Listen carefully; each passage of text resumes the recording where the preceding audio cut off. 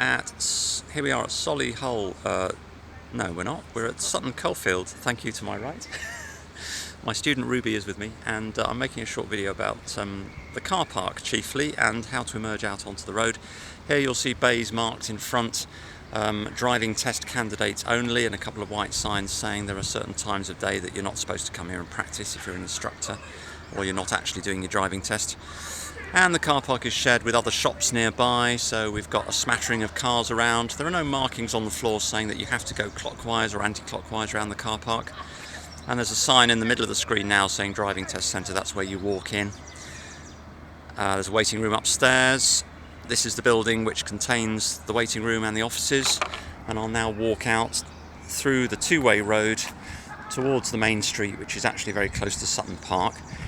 The only feature that I know of in the Sutton Coldfield area that's a little bit tricky, people tell me, is the emerge onto this main road. I think it's called Boldmere Road. The roadway here is wide enough for two cars to pass at the same time, but you'd have to be going pretty slowly. It's dead straight. You've got some nice chamfered curbs at either side, so if you brush up against them, it's unlikely to be counted as a minor fault, and they'll deflect you gently back into the correct course. You'll see the sign for the Driver and Vehicle Standards Agency. And as you get out towards the mouth of the junction, you can see from the pace of the taxi immediately in front that he's slowing down because of a zebra crossing.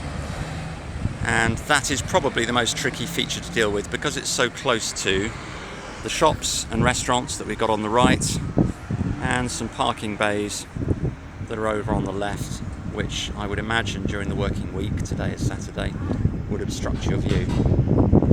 And with the advent of electric cars, of course, you may not be able to see, to hear rather, just momentarily distracted by the girls crossing the road, be able to hear cars that are stationary. So important to look out for any activity from the road opposite and anybody coming in from this very wide pavement that we've got here.